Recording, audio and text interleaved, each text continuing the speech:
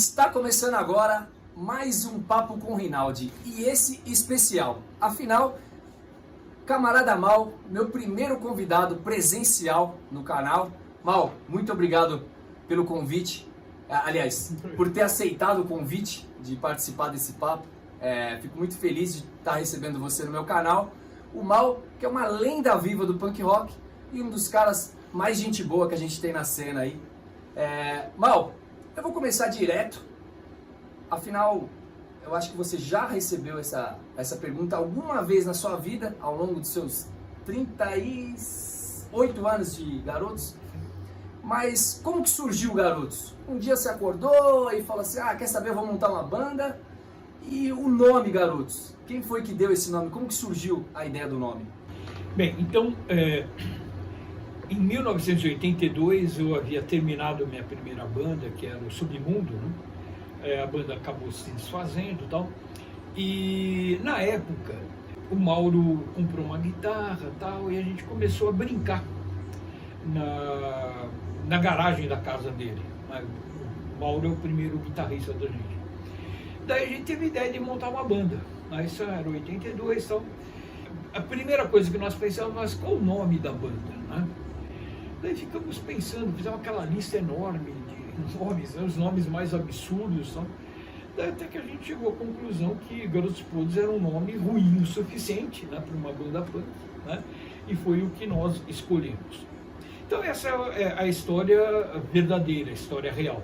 Mas também tem uma história fictícia que nós gostamos de contar, né? É que no início nós pensamos, montamos uma banda, precisamos de um nome. Daí, mas que nome? Daí alguém teve ideia, Garotos Verdes. Daí, puxa, Garotos Verdes é um nome muito legal. Daí fomos amadurecendo a ideia, tá? Daí, por que não Garotos Maduros? Garotos Maduros é melhor ainda. Daí fomos amadurecendo mais ainda a ideia amadureceu demais e acabou ficando Garotos Podres. Mal, o Garotos é conhecido por ser uma banda muito ligada à classe operária, classe trabalhadora, nas suas letras, até por onde ela surgiu no ABC. Mas também pelo lado satírico, nas letras, na sua performance de palco. Como que surgiu essa ideia de mesclar um assunto tão importante na sociedade, classe trabalhadora, com esse humor? Bem, eu sinceramente, isso daí não é uma coisa exatamente planejado nem pensado, né? Eu acho que é uma coisa meio natural, né? Então, ao mesmo tempo que nós temos uma crítica social clara, né? Afinal de contas, eu, quando era adolescente, era um daqueles moleques que matava a aula para ir ver greve, né? Então, quem viu, quem assistiu às greves de 79, 80, dos metalúrgicos, viu a polícia de choque espancando operários, etc. Então, você escolhe o seu lado, você tem que escolher um lado. E, na época, você escolhe o lado da classe operária, né? Então, tudo isso faz parte da formação minha e, de alguma forma, dos Garotos Podres, né? Mas, ao mesmo tempo, a crítica política, a crítica social, ela pode estar recheada de humor. O humor é uma forma crítica, né? Tanto é que a própria comédia do teatro grego, de alguma forma, ela está inserida dentro da crítica social. Uma forma de você criticar políticos, ou criticar a política, ou criticar a sociedade. O humor também é uma forma. Então, o Garotos Podres faz a crítica, às vezes a crítica ela é séria, e às vezes faz a crítica de uma maneira mais bem-humorada, mas nunca deixa de fazer a crítica. Então, acho que é o nosso papel enquanto banda, né?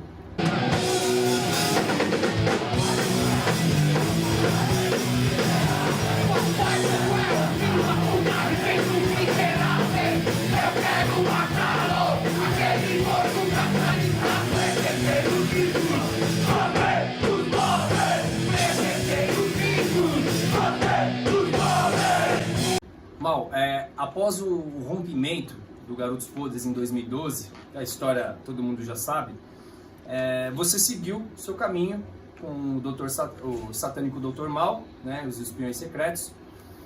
E aí, em 2017, você decidiu retomar o nome da banda, Garotos Podres. Nos shows do Dr. Mal, você sempre deixou muito claro que era uma banda disfarçada e tal. O setlist do Garotos tinha do Satânico tinha muitas músicas do Garotos, então ficava muito claro ali. Para você, essa retomada do nome, né? Eu lembro muito bem que saiu uma matéria no portal UOL e isso viralizou na rede social. O Garotos Podres voltou. Na verdade, nunca deixou, né, de existir. Mas para você, foi especial essa retomada com novos integrantes, com uma nova, não mentalidade, porque você sempre seguiu o mesmo caminho, desde o início de 82 até 2017. Mas foi especial para você essa volta? Foi diferente do que os anos anteriores com relação à banda?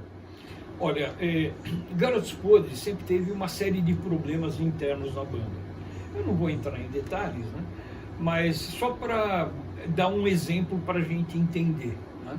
Em 2016, um desses ex-integrantes saiu candidato a vereador por um partido da extrema-direita que ligado ao Bolsonaro.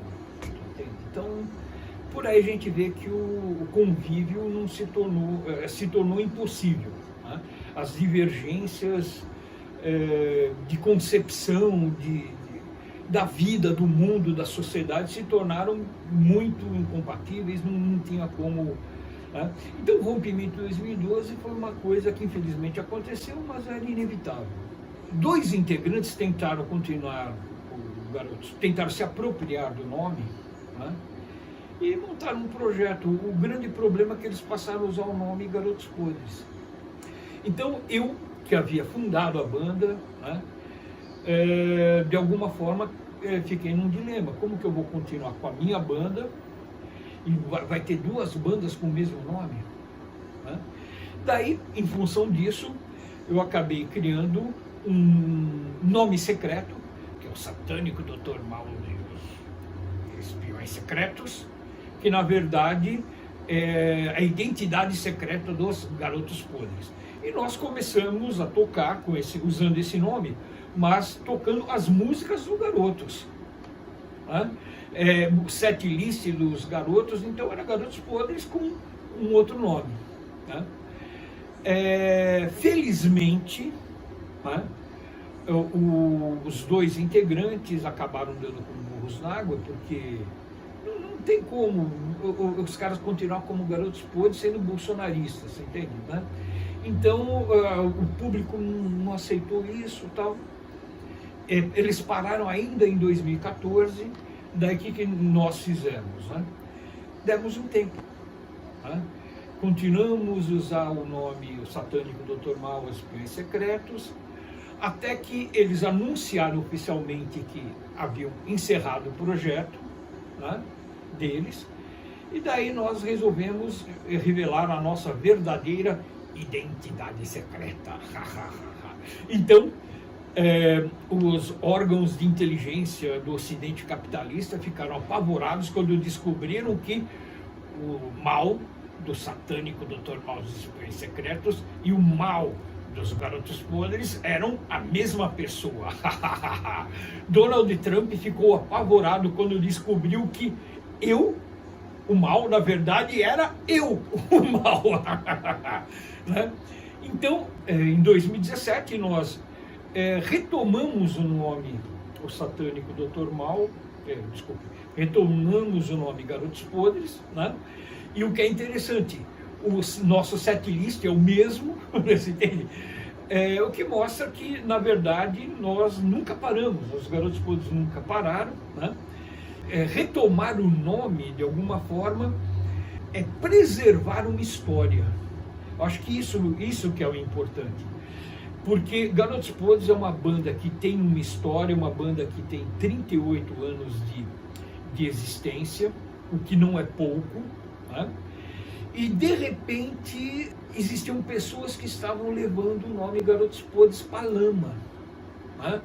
destruindo esse legado de 38 anos, associando o Garotos Podres a Bolsonaro. Você tem... Então, foi uma luta muito dura.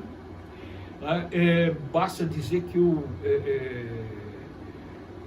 recebi 3 processos, 2 civis e um criminal. Olha que absurdo. Por sorte, desses 3 processos, o criminal e um civil já acabaram, só falta um que está terminando, venci os 2. Tá? Então é uma coisa assim de uma falta de senso.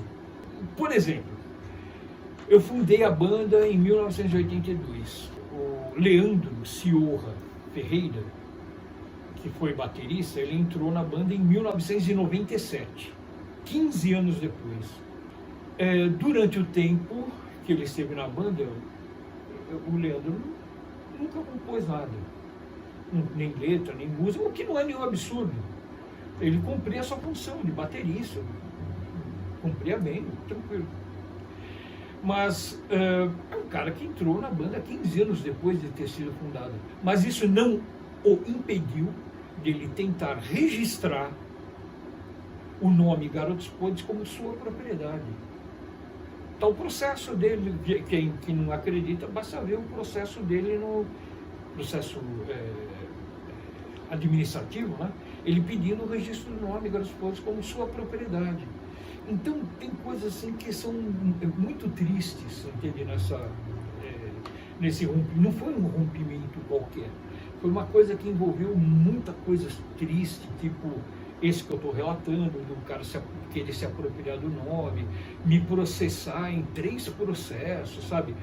Puxa, é muito triste saber que um integrante de uma banda é capaz de fazer isso com outro integrante da banda que, em tese, deveria ser, no mínimo, colega ou amigo. Então foi uma coisa assim, bastante triste. E o retomar o Garotos Podres, para mim, é fundamental, é de extrema importância, que é não deixar cair nas mãos de pessoas mal intencionadas o nome Garotos Podres. É isso. Né? Hoje, Garotos Podres com uma formação nova, eu acho que nós conseguimos resgatar o espírito do Garotos Podres. A gente toca, eu estou tocando com você e demais colegas que tem um clima mais leve, você entende? Pessoas que, sob ponto de vista ideológico e político, que são comprometidas com os valores humanos, como, por exemplo, democracia, defesa da democracia, defesa de direitos humanos, dos direitos das minorias, ou seja, pessoas que defendem aquilo que é básico na luta pela dignidade do ser humano. Aqui não tem nenhum bolsonarista, e se aparecer algum por perto, a gente põe para fora chute. Nós defendemos os valores humanos. Tá? Então eu acho que nós estamos, o Garotos Podres está numa outra fase, né? Toda aquela coisa ruim, né? que estava dentro da banda, né? E que acabou levando ao rompimento em 2012, foi depurado. Pois o futuro vos pertence, pois o futuro vos pertence. Você vivenciou a ditadura militar e o Garotos Podres teve música censurada nesse período. Com esse momento que a gente está vivendo na política hoje, dá para fazer um comparativo com esse período que você vivenciou? Olha, Garotos Podres surgiu no final da ditadura militar, no período que as forças políticas, as forças sociais, o movimento popular se levantava finalmente para derrotar a ditadura. Né? Então, desde 79, com a lei da anistia, até 85, quando finalmente acaba a ditadura, foi um momento de ascenso, de ascensão do movimento popular contra a ditadura. Eu acho que Garotos Podres está inserido dentro desse processo. Nós tivemos algumas músicas censuradas, por incrível que pareça, depois da ditadura. Que a ditadura acabou em 85 e as duas primeiras músicas que nós tivemos censuradas, que era Johnny e Vou Fazer Cocô, a Polícia Federal censurou quando nós mandamos para censura em 86. O disco saiu em 85, mas a gente nem tinha mandado para censura. Daí em 86. Ou seja, a Polícia Federal censurou o cocô, por exemplo. Tipo, no mínimo, existia um servidor público, um funcionário público da Polícia Federal, um policial, que era o censor de diversões públicas da Polícia Federal, tal, que o cara era pago, ganhava muito bem, por sinal, para ficar censurando, dizer que tipo de música podia ser gravada, que podia tocar em rádio, cinema, o que podia passar no cinema, que tipo de peça de teatro podia ser apresentada, tal. E a Polícia Federal cismou com o cocô, por exemplo. Então temos duas músicas censuradas no primeiro álbum, que foram proibidas de serem executadas publicamente em rádio e TV. Sabe? No segundo álbum, já em 88, nós tivemos um problema mais sério, que o Departamento de Censura aqui em São Paulo havia censurado Batman. Daí a gravadora, que era a Continental, ela recorreu. Daí a Polícia Federal aqui em São Paulo ficou indignada, né, a gravadora ter feito o recurso e aumentaram a censura, proibiram, não podia nem entrar no disco. E o disco estava pronto, disco de vinil na época estava pronto. Daí o que ia fazer? Arriscar o disco, que nem já aconteceu com o disco do Blitz e tal, né? Daí o pessoal da gravadora recorreu em Brasília. E o nosso recurso em Brasília foi julgado no dia 4 de outubro de 1988. Eles mantiveram a censura. Mas essa decisão só valeu até o dia seguinte, porque no dia seguinte, 5 de outubro, entrava em vigor a atual Constituição, que abolia a censura prévia, né, de obras de arte, etc., música e tal. Então, com certeza, Garotos Podres, nós dos Garotos Podres, tivemos a última música censurada no país, né, o que eu considero algo histórico. E o que acontece nos dias de hoje? Em primeiro lugar, nós temos um governo em que o presidente e o vice são saudosistas do período da ditadura militar. Tá? O presidente e o vice cantando hinos de louvor ao Brilhante Ustra, que é um estuprador e torturador. Defender a ditadura militar não é brincadeira, e muito menos brincadeira defender os órgãos de repressão. Para a gente ter uma ideia, na Volkswagen, em São Bernardo, o chefe de segurança, nos anos 60, década de 1960, se chamava Franz Stangl. O Franz Stangl foi o comandante do campo de extermínio de Sobibor. Ok? E esse chefe de segurança, ele colaborava com o DOPS, auxiliando na repressão aos operários da Volkswagen lá em São Bernardo. Então, depois foi descoberto, foi preso, deportado, condenado à prisão na Alemanha e morreu na prisão. Ou seja, nós temos, quando o Mourão recentemente defende o Brilhante Ustra, tal, ele está defendendo os órgãos de repressão, entre eles o DOPS, da qual tinha apoio de um ex-comandante de campo de extermínio. Então, essas pessoas que estão no poder, nós temos que ter a convicção que elas estão cometendo crimes ao defender a ditadura. Quando o Mourão e o Bolsonaro faz hinos de louvor ao Brilhante Ustra, ele está homenageando um torturador, um estuprador, e tortura é crime inafiançável e imprescritível. É a mesma coisa que ele estivesse defendendo os campos de extermínio na Alemanha nazista. Aliás, o comandante de um desses campos trabalhava para a repressão brasileira, organizando a repressão aos trabalhadores, aos operários da Volkswagen em São Bernardo. Então, nós estamos sendo governados por criminosos.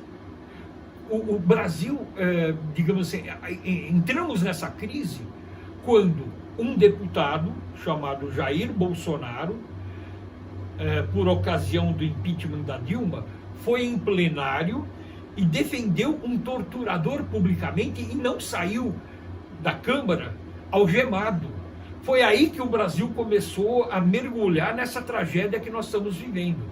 Pela memória do coronel Carlos Alberto Brilhante Ustra, o pavor de Dilma Rousseff. Nós estamos lidando com criminosos. A ditadura militar é um regime de criminosos, ok? Bem, isto posto, eu acho que nós temos um risco, né, muito mais grave do que apenas a censura. Mas já que estamos falando de censura, recentemente nós tivemos um problema interessante com uma banda que eu nem sou fã da banda, né? Mas a banda compôs uma música, uma música que eu acho bem legal, que é Michek, né? Que numa letra assim, bastante simples, ele questiona tipo, a origem de 89 mil depositados na sua conta por um bandido que está preso, que é o Queiroz. Só isso. A primeira dama, ela vai até a polícia para prestar queixa contra o grupo e o advogado propõe que a música ela não podia ser vinculada em lugar nenhum e não poderia sequer ser ouvida em locais públicos ou privados. Quer dizer, nem na ditadura militar havia censura em que você não podia ouvir alguma coisa no seu headphone em casa, porque é uma coisa privada, no seu aparelho de som em casa. Quer dizer, é uma coisa assim absolutamente ilegal e estúpida. Só para posicionar quem está assistindo, o Mal está falando da banda Detonautas, sim, do Rio de Janeiro, né, que fez essa música chamada Michek. Essa música acabou tendo uma repercussão maior, não por causa da música e nem por causa da letra, mas sim por causa da censura. Sim. Então, no caso, podemos dizer que a nossa sorte é que esse pessoal que está no poder é burro que nem uma porta. Então, por exemplo, a Michek, ao tentar proibir a música, que é uma música até singela, né? Fez com que a música tivesse uma repercussão gigantesca, né? Então, esse pessoal é muito burro. Eu imaginava que as pessoas que se formavam na AMAN, Academia Militar das Agulhas Negras, que é a academia militar onde se formam os oficiais do Exército, as pessoas tivessem um nível intelectual mínimo. Porque é difícil entrar lá, ter um vestibular concorrido. Só que a conclusão que eu cheguei é que o menino deve entrar lá com um nível intelectual razoável e emburrece em 4 anos lá. E se transforma numa besta, se transforma num Bolsonaro, se transforma num Mourão. Que são pessoas absolutamente ignorantes. São pessoas que entram sabendo que a Terra é redonda e saem de lá achando que a Terra é plana. Quer dizer, os caras passam por uma lavagem cerebral que se tornam terraplanistas, né? Então, esse pessoal, o que a Michek fez foi dar um tiro no próprio pé. Ei, Michele, conta aqui pra nós. A grana que entrou na sua conta é do Queiroz. Ei, capitão, como isso aconteceu? Levante a mão pro alto e agradeça muito a Deus. O maior inimigo dessa extrema-direita que está no poder é ela mesma. Ela mesma, porque ela se destrói. Hoje, quem está mais causando prejuízo para quem está no poder não é a mobilização de esquerda, é a própria briga interna entre esses palhaços da extrema-direita que todo momento um está dando tiro no outro. Né? Então, é isso. Né? Mal, e ainda continuando na política, como que você tem visto essa polarização nas ruas? E você acha que numa reeleição do Bolsonaro, a gente pode ter uma guerra civil nas ruas? Uma revolta popular? Porque já se fala em números que o Bolsonaro seria o candidato a ser batido para 2022. Você acredita nisso? Olha, eu acho que é um pouco cedo da gente falar em termos de 2022. E também não acredito que o Bolsonaro tenha tanto apoio como a mídia quer nos fazer acreditar. Eu acho que o grande problema é o seguinte: existem pesquisas de popularidade. Independente da pesquisa, se ela é verdadeira ou não, eu acho que depende muito como você divulga a pesquisa. Então, assim, o Bolsonaro tem 30% de apoio. Daí, como que a Folha de São Paulo divulga? Olha, Bolsonaro tem 30% de apoio. Então dá a impressão que o cara tem um baita apoio. Só que, por que a Folha de São Paulo não divulga? Bolsonaro tem rejeição de 70%. Então, se divulga os 30% do Bolsonaro como se fosse grande coisa, mas e o resto? Tá? Então, conforme, independente da pesquisa ser verdadeira ou não, a forma como você divulga, ela é importante. Então, eu acho que a mídia corporativa, de uma maneira, a mídia burguesa, de uma maneira geral, ela tende a insinuar que o Bolsonaro tem mais apoio do que realmente tem. Para quê? Para justificar por que o Maia está sentado em 40 pedidos de impeachment. Então, na verdade, a mídia burguesa está apoiando o Bolsonaro. Então, o Bolsonaro cometeu talvez 18 ou 19 crimes de responsabilidade. Para derrubar a Dilma, faltou as supostas pedaladas. Agora, 18 ou 19 crimes de responsabilidade do Bolsonaro, o Maia, o presidente da Câmara lá, tá sentadinho. Né? E para justificar esse apoio ao Bolsonaro, mas ele não dá para fazer impeachment, porque tem 30% que o apoia. Então, é o álibi. Na verdade, é o seguinte: a burguesia brasileira está apoiando a ditadura. Eu acho que o governo Bolsonaro é uma ditadura, sim. Não é um regime democrático. Num regime democrático, o presidente, se cometer crimes de responsabilidade, ele vai ser o quê? Alvo de impeachment. O fato de ele estar cometendo crimes de responsabilidade semanais significa que nós não estamos numa ditadura, não estamos numa democracia. Ok? E por que a burguesia apoia a ditadura Bolsonaro? Por que a burguesia, através da mídia corporativa, apoia a ditadura? Inclusive a Rede Globo, que não é tão oposição assim. Porque eles têm interesse nas reformas. Então, em função das reformas neoliberais do Guedes, a burguesia está apoiando a ditadura Bolsonaro. Tá? E o que são as reformas neoliberais? Algumas que já foram feitas. Reforma trabalhista. Acabaram com a maior parte dos seus direitos trabalhistas. Olha que maravilha. Reforma previdenciária. Acabaram com boa parte dos seus direitos de previdência, direito de aposentadoria. E eles querem mais. Reforma administrativa, eles querem acabar com o funcionalismo público concursado para ter só funcionário público indicado por políticos para poder fazer rachadinha. Eles querem aquela pouca vergonha que tem na Câmara, Assembleia Legislativa do Rio de Janeiro, que o salário dos servidores eram roubados, era crime, peculato. Os políticos se apropriavam do salário dos funcionários indicados. Os caras querem transformar isso para o Brasil inteiro. Essa é a reforma administrativa, é acabar com o servidor concursado para ampliar o servidor indicado por político, que vai dar, se não der a maior parte do salário para o político, o cara vai ser demitido.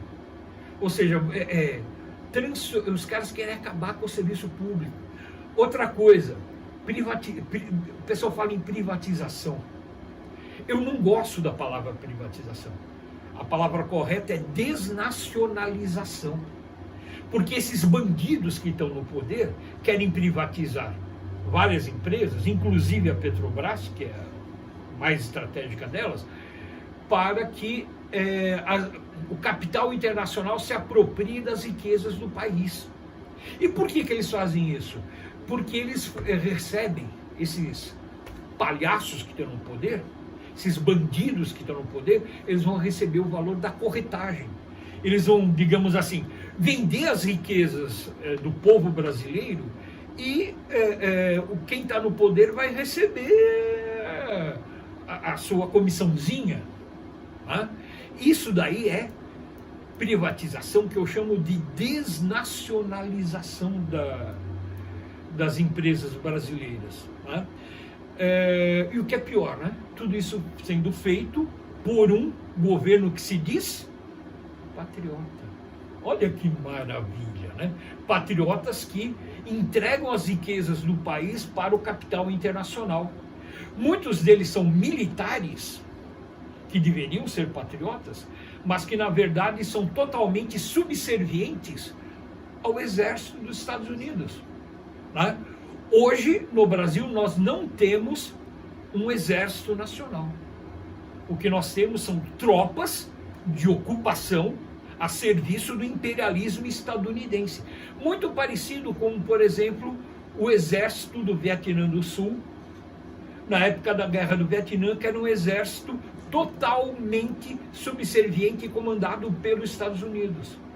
Nós temos um exército de inimigos do país, inimigos da nação, que se dizem patriotas, limpam até o nariz com a bandeira nacional. Lembro um dos filhos do... até esqueci o nome, o cara chorando e limpando as ramelas do nariz com a bandeira nacional. Quer dizer, nós temos uma elite brasileira que, desculpa a expressão, limpa a bunda com a bandeira nacional, que diz defender e se dizem patriotas. Olha que absurdo. Né? E como que você tem visto essa polarização nas ruas? Por exemplo, a gente está bem próximo aqui da Paulista, quando tem manifestação pró-Bolsonaro, quando tem manifestação contra o Bolsonaro, e é sempre essa guerra, parece torcida de futebol. Como que você tem visto isso? O que você acha que isso pode se transformar numa possível vitória do Bolsonaro, se é que ela vai existir? Bem, quando a gente fala em manifestação da direita, isso me faz lembrar as manifestações que haviam na Venezuela contra e a favor a Hugo Chávez. Então, a manifestação da direita venezuelana. Então, era aquele pessoal todo branquinho, né, tipo classe média, que parecia que saiu do shopping center. Né?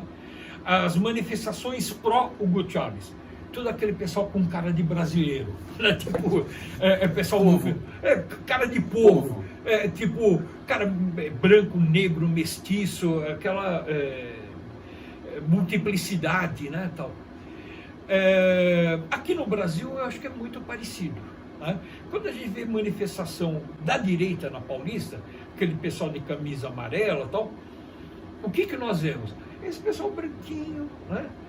Aquelas velhinhas aposentadas, todas branquinhas, né?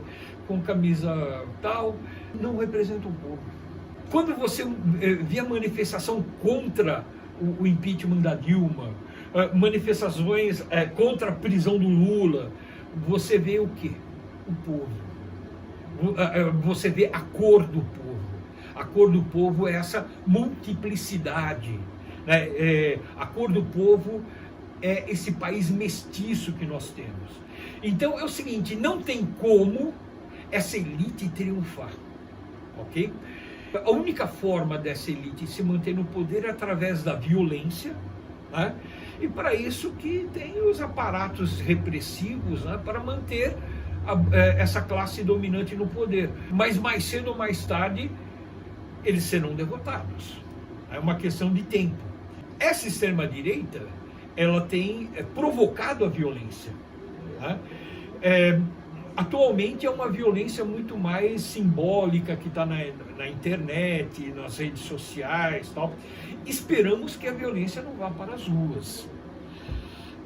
Mesmo porque, quando a gente fala em liberar as armas, ou diminuir a burocracia para a compra de armas, não se fala em armar a população, se fala em armar essa elite. Né? Então significa... porque são os clubes de tiro, não sei o quê. Ou seja, eles estão querendo armar quem tem dinheiro para comprar arma. Né? Pobre não vai ter dinheiro para comprar arma. Né? E por que há interesse em armar esses reacionários? Justamente para estimular que a violência não seja apenas a violência virtual das redes sociais. Se necessário, eles querem que a violência vá para as ruas. Tá? Esperamos que isso não aconteça. Né? Por isso, como se combate essa violência da extrema-direita? Com organização. Okay? Os trabalhadores têm que se organizar. Se organizar como? Se organizar. Trabalhador no seu sindicato, o estudante nos seus órgãos, nas suas entidades estudantis, os moradores da periferia, nas organizações de bairro. Precisamos nos organizar nos partidos políticos de esquerda, sim. A direita defende a despolitização. Por quê? Porque eles não querem que o trabalhador participe da política. Eu falo o contrário, não. Agora é a hora de nós estarmos na política, de estarmos nos partidos, estarmos atuando politicamente, porque só dessa forma a gente começa a desmontar essa estratégia da direita. Né?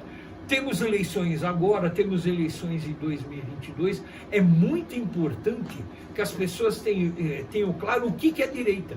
A direita é essa força política que acabou com seus direitos trabalhistas, acabou com o seu direito previdenciário, acabou com os seus direitos sociais, ok? Você está desempregado, por quê?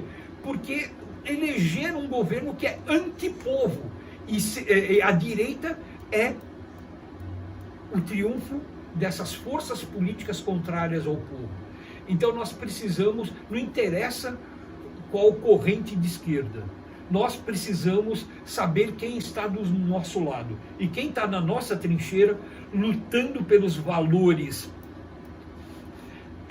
humanos, é a esquerda. É a esquerda que está lutando contra a barbárie do fascismo. Precisamos lutar contra esses nazistas. Sim, nazistas que estão no poder, nazistas que defendem a tortura, nazistas que defendem os órgãos de repressão da qual faziam parte o Franz Stangl, que era comandante do campo de extermínio de Sobibor. Olha com que tipo de gente esse pessoal da ditadura andava. Mal, Garotos acabou de lançar um material novo, a música Mucha Policia, Pouca Diversión, mais atual do que nunca, né, irmão? Da banda Escorbuto, é uma versão, não vou dizer nem que é um cover, porque é bem diferente. Queria que você falasse um pouco sobre esse trabalho, por que a gente decidiu, né, escolher o Escorbuto, escolher essa música e as referências do clipe. Existe uma banda do País Basco, que é Escorbuto, que tem uma música que eu considero fantástica, que é Mucha Policia, Pouca Diversión, que é uma música muito simples, tá? Com versos muito simples, mas muito rudes. Tá? Porque você escrever uma obra genial não precisa ser necessariamente algo extremamente elaborado. Tá? Então, essa música que é muito bruta, né? Ela é simplesmente genial. né? Muita polícia, pouca diversão. E no país de hoje que nós estamos vivendo, na situação do Brasil, nós estamos vivendo um período muito estranho na história do nosso país. Um aumento da repressão à população, um aumento brutal, cada vez mais casos de racismo praticado pelos órgãos de repressão. Recentemente no Rio de Janeiro, família, o casal com um filho pequeno sendo baleado com mais de 80 tiros de fuzil, você entende? É um absurdo. Negros, né? O racismo das instituições de repressão no Brasil, órgãos policiais e militares, vem à tona, né? Mulher recebendo joelhada no pescoço, quase estrangulada, lembrando o que aconteceu nos Estados Unidos, né? Por sorte não morreu. Então, nós temos um aumento da repressão, né? E esse aumento da repressão, ele é estimulado pelas forças políticas que estão no poder, né? Nós nunca devemos esquecer que quem está no poder hoje é ligado às milícias, e as milícias são formadas por policiais.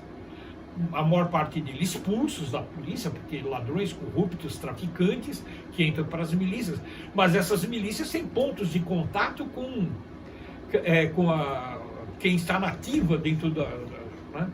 Então, você tem um estímulo político para que os órgãos policiais se tornem cada vez mais violentos. Então, contra o pobre e o negro. Sim. Né? Porque se a gente for ver, a gente estava falando agora das manifestações, você consegue lembrar de alguma manifestação pró-Bolsonaro que teve repressão policial?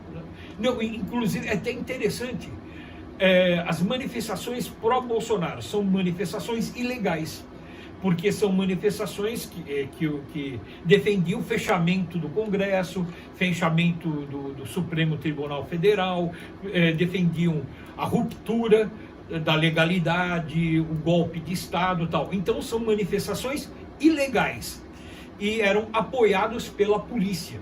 Tem até um coronel da reserva da Polícia Militar de São Paulo que estava junto com um terrorista ligado a grupos terroristas da Ucrânia, criando confusão, né? Então, tem apoio da polícia. Agora, aqueles que se manifestavam no mesmo dia a favor da democracia, a favor da legalidade, a favor dos direitos humanos, tal, foram reprimidos pela polícia. Foram atacados por esse coronel da reserva da Polícia Militar, que foi lá provocar ali em frente ao MASP, etc. Então nós temos uma completa inversão de valores. Aqueles que estão à margem da lei, que são, portanto, marginais, né, são apoiados pela polícia. E aqueles que defendem a legalidade são reprimidos, né? Então isso é perigosíssimo, né? Digamos assim, isso ocorria no final dos anos 20, começo dos anos 30, na Alemanha. As manifestações de extrema-direita contavam com apoio policial. As manifestações daqueles que se opunham aos nazistas eram reprimidos, né? Nós conhecemos essa história, né? Então nós precisamos ficar muito atentos em relação ao que está acontecendo e principalmente fazer com que as pessoas se esclareçam e entendam o que está acontecendo. O fascismo, ele chegou ao poder na Alemanha nazista, não foi por acaso, foi um processo em que se estimulou o crescimento do fascismo na Alemanha. E esse processo, de alguma forma, está ocorrendo no Brasil. Então nós temos que, digamos assim, nos organizar politicamente. Devemos nos entrincheirar nessa trincheira que é a defesa dos valores humanos. Mal, você é professor de História do Instituto Federal Educação, Ciência e Tecnologia de São Paulo. Como que tem sido para você dar aulas nesse período de pandemia? Como que foi essa parada, esse isolamento social para você? E como que você vê a educação dos jovens hoje? Acho que a maioria dos alunos devem passar de ano, né? Mesmo sem um estudo adequado, que seria o presencial, né? Com alunos fazendo algumas atividades por semana, virtualmente, sem um acompanhamento do professor, sem uma qualidade no ensino. Mas como que você vê, depois dessa pandemia aí, como que vai ser a educação desses jovens? Olha, na minha opinião, a pandemia ela está causando um prejuízo irreparável na sociedade como um todo, né? E não só na economia, mas também, obviamente, no ensino. Os estudantes, ao deixarem de ter as aulas presenciais, terem as atividades educacionais interrompidas pela pandemia, isso vai gerar um prejuízo que eu considero irreparável. Mas é lógico, né? A vida sempre em primeiro lugar, né? Não é possível ter aula dentro de uma epidemia que mata, né? Então, preservar a vida em primeiro lugar. O que é possível ser feito e que nós estamos fazendo é tentar minimizar esse prejuízo. Não vai acabar com o prejuízo, mas minimizar através das atividades online, né? Então, eu tenho dado aulas à distância, né? Eu até brinco, chamo de aulas terremotas, né? Não é aula remota, é aula terremota, né?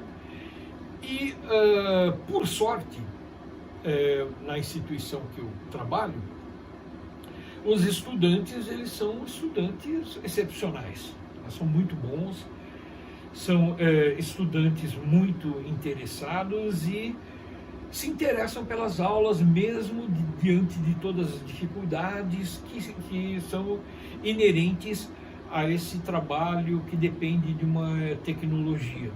Então, eu estou dando aula terremota, como eu chamo, e os alunos têm assistido e têm gostado das aulas, o que acaba me estimulando também, porque a gente percebe que o aluno quer ter aula, que o aluno fica feliz em ter aula. Eu até brinco, pensando, meus alunos são loucos, eles querem ter aula, né? Você termina a aula, o aluno agradece a aula, nossa, que louco, né? Mas é a forma que a gente encontrou de minimizar esse prejuízo, né? Obviamente, esperamos que a pandemia termine o quanto antes, né? Para isso, nós precisamos não só de uma vacina, mas de uma campanha eficiente de vacinação que atinja a maioria da população e, com isso, o fim do isolamento, né? Mas, enquanto estivermos isolados, né, continuamos distantes fisicamente, mas próximos digamos assim, em espírito, digamos assim, né? Próximos, mantendo esse espírito de estudante, né? Afinal de contas, eu também sou estudante, né? Tipo, o professor é apenas um estudante um pouco mais adiantado, né? Então a gente continua junto, na luta. Camarada, quero te agradecer pela entrevista, dizer que foi um prazer ter você no meu canal. E como eu sempre faço com todos os meus convidados, eu peço que eles deem sugestões culturais. Afinal, eu sou da área de cultura, então se eu não incentivar arte e cultura, eu estaria sendo contra a minha vida mesmo, né? Então eu sempre peço para que os convidados dê sugestões culturais para as pessoas que estão assistindo. Então pode ser um livro, filme, série, música, banda, tanto faz, o espaço é seu. Olha, tem um livro que eu li há muitos anos atrás, e eu fiquei bastante contente de algumas pessoas o terem citado recentemente, né? É um livro que inclusive eu usei com os meus alunos na 1990, 91, na época que eu estava começando a dar aula, né? E, se eu não me engano, o próprio Lula leu esse livro recentemente, e eu acho que nos ajuda a entender muito da América Latina e o Brasil no momento atual diante do avanço do imperialismo estadunidense, né? Golpe contra Dilma, as tentativas de golpe contra o Maduro na Venezuela, tal. O livro é de um jornalista uruguaio, que é Eduardo Galeano, né? E o título é As Veias Abertas da América Latina, né? Então é um livro que eu acho que vale a pena ser lido, né? Eu li muito, né? Porque eu usei com meus alunos 90, 91, 92 e tal. E eu acho que seria o momento, e eu vejo muita gente citando esse livro, o próprio Lula, então eu acho que vai a indicação. Legal. Bom, e eu vou indicar uma também, aproveitar esse momento, para quem ainda não viu o novo clipe do Garotos Podres, Mucha Policia, Pouca Diversión, uma versão da banda Escorbuto, tá em todas as plataformas digitais também, então para você aí que está assistindo o programa, espero que você assista o clipe e ouça a música aí nas plataformas. Papo com o Rinaldi termina por aqui, não deixe de se inscrever no canal, ativar as notificações, se você gostou, deixe seu like e o seu comentário. E é isso, até semana que vem.